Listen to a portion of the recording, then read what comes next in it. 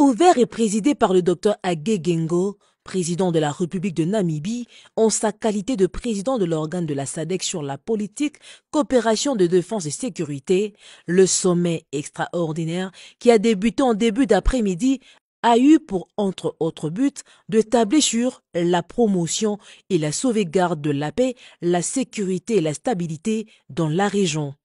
Raison majeure de l'évaluation de la situation sécuritaire alarmante à l'est de la RDC. Les travaux du sommet en format 1+6 ont connu la participation des présidents de la République démocratique du Congo, Félix-Antoine Tshisekedi Tshilombo, Hage Geingob de Namibie, Cyril Ramaphosa de l'Afrique du Sud et le Dr Samia Suluhu Hassan de la République unie des Tanzanie. Les chefs d'État de Malawi, l'Angola et la Zambie ont délégué leurs représentants. Une brève réunion, mais couronnée des succès pour la République démocratique du Congo à travers son président Félix Tshisekedi. Le sommet a noté avec une grande inquiétude l'instabilité et la détérioration de la sécurité dans sa partie est et a de ces faits réitéré sa ferme condamnation de la recrudescence des conflits et des activités de groupes armés dont la résurgence des rebelles du M23.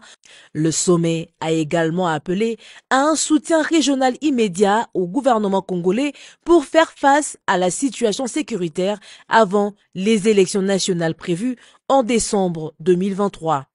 La grande annonce aujourd'hui, le sommet a approuvé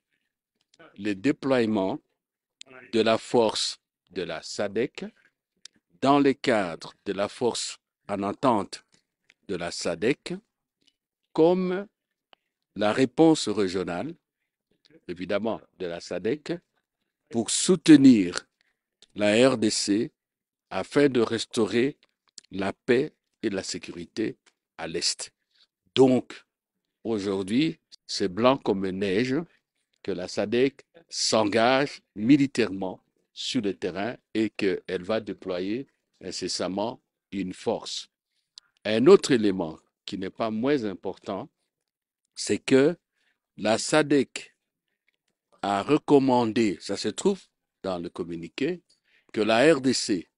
réunisse toutes les conditions requises pour un sommet de coordination de tous les intervenants, de tous les acteurs internationaux sur le terrain afin d'arriver à une action efficace et harmonisée. Et sur ce point-là, nous venons de recevoir, il y a quelques minutes de cela, un message réconfortant de notre ambassadeur en Éthiopie et représentant permanent près de l'Union africaine, l'ambassadeur Jean-Léon Ilungangandu, que l'Union africaine a enfin approuvé l'idée d'organiser un sommet des chefs d'État, un sommet réunissant, un sommet quadripartite réunissant la SADC, la communauté d'Afrique de l'Est, la communauté économique des États de l'Afrique centrale et la CIRGR, la conférence internationale sur la région des Grands Lacs, justement pour arriver à mettre en place cette coordination dont la responsabilité de l'initiative et de l'organisation, évidemment, a été confiée par la SADC à notre pays. La diplomatie de la RDC, conduite par le chef de l'État, de main de maître, est en train d'avancer et si nous nous impliquons, nous tous, et ce qui est très important, parce que on ne cultive pas toujours son champ pour nourrir ses enfants avec la houe et la machette du voisin. Si tout le monde s'implique, comme on le fait dans un élan patriotique, autour du chef de l'État,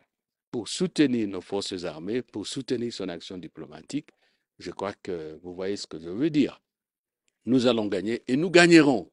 Avec le déploiement d'une force SADC à l'est de la RDC, la paix et la sécurité seront sans doute rétablies.